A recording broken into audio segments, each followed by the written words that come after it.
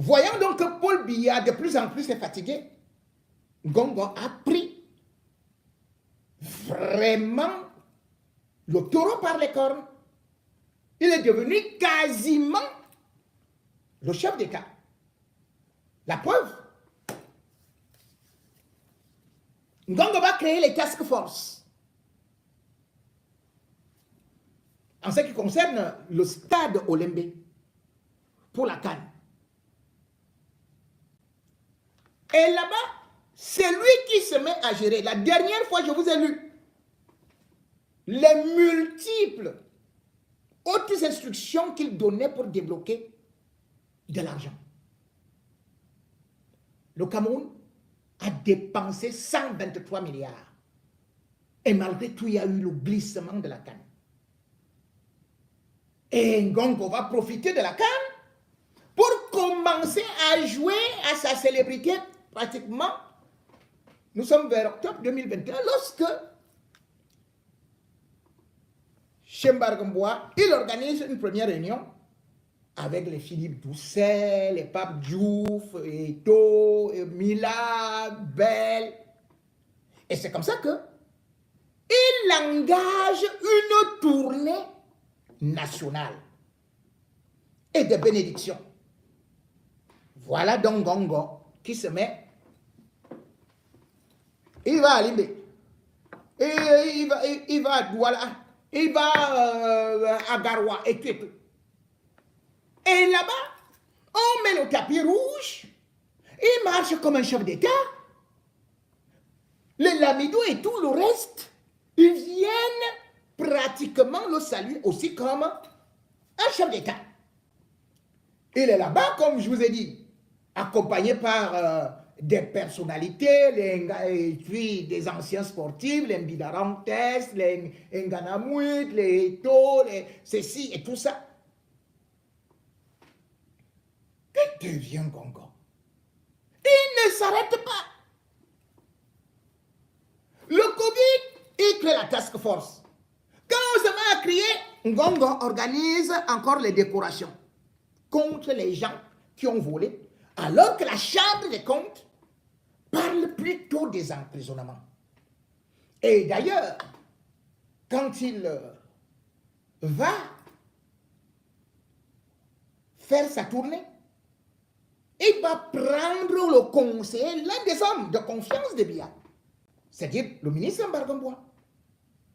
Ce monsieur, qui est ce qu'on peut appeler la valeur, ou alors l'homme noble des bêtis, est devenu aujourd'hui comme, c'est un grand frère, vraiment un grand frère, excuse-moi, je suis obligé de le dire, comme un porteur des sacs de Ngongo.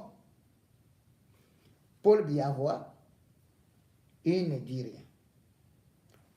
Il reste tranquille.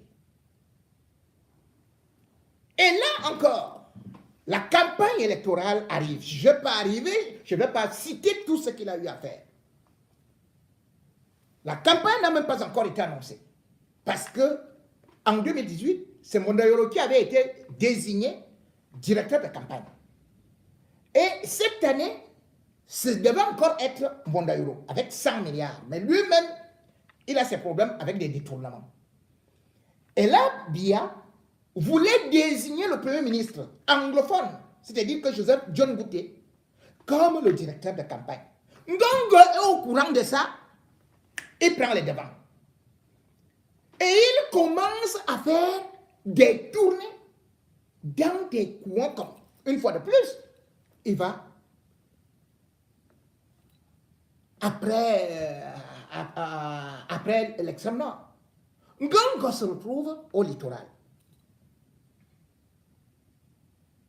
Or, qui était invité au littoral? Mouele Kombi,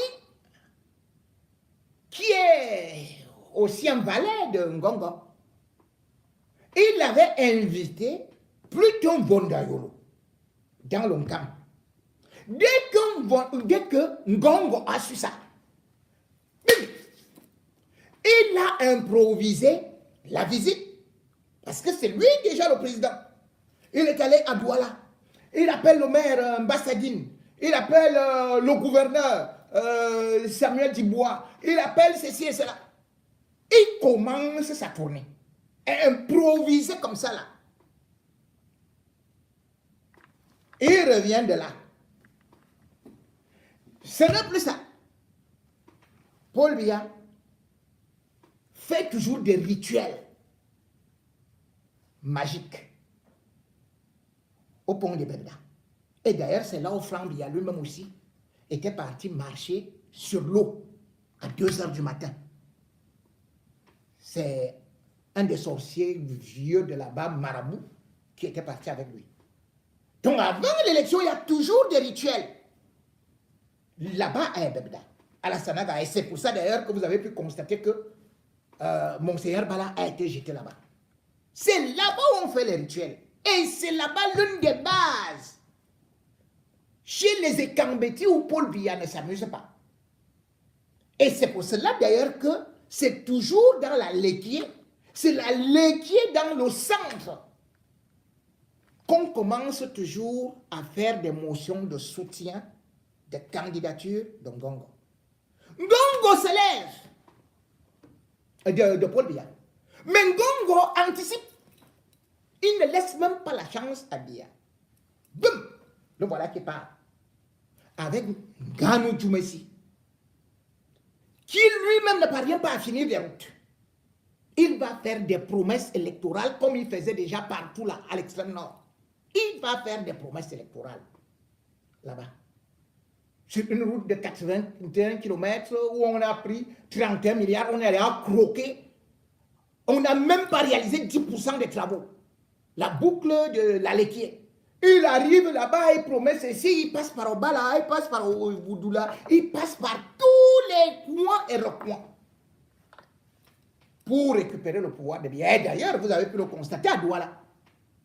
Ngongo allait jusqu'à arracher le chasse-mouche. On lui donne le chasse-mouche. Il arrache. Margambouala, le grand frère, est là. Margambouala, il arrache. Et il y a sur le plan traditionnel, sur le plan mystique, c'est des choses intolérables. L'anniversaire du RDPC arrive. C'est le même Ngongo qui démarre. Pour aller où? Dans son village.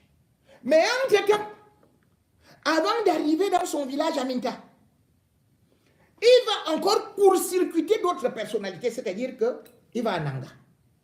Là, il y a Chantal Biya. Mais ce n'est pas seulement Chantal Biya. C'est que là-bas, celui qui est du RDPC élite, c'est Bidumpa. Et il y a d'autres personnalités, tout et tout. Mais Ngongo les court-circuit, et hop, il passe. Même l'ancien directeur du Trésor, il s'en fiche. Et il arrive chez lui à Minta, où il annonce officiellement, avant même Paul Biya, qu'il sera candidat, vous devez faire ceci, vous devez faire cela, et tout, il se fait applaudir, comme c'est lui qui est le porte-parole, alors qu'il n'est pas nommé directeur de campagne. Ngongo est donc cueilli à sec. Au moment où il ne s'attend pas. Mais sauf que Ngongo ne sera pas seul. Parce qu'il faut savoir que dans toutes ces choses-là, il y a eu des enquêtes. Les services secrets ont vu les réseaux Ngongo et surtout les ministres. C'est pour ça que Paul Biya est incapable de faire un remaniement. Un remaniement, pourquoi? Parce que c'est une autre d'information que je vais essayer de vous faire dévoiler. Montre que Ngongo, ou bien les clans autour de Paul Biya, il n'y a plus de fidélité.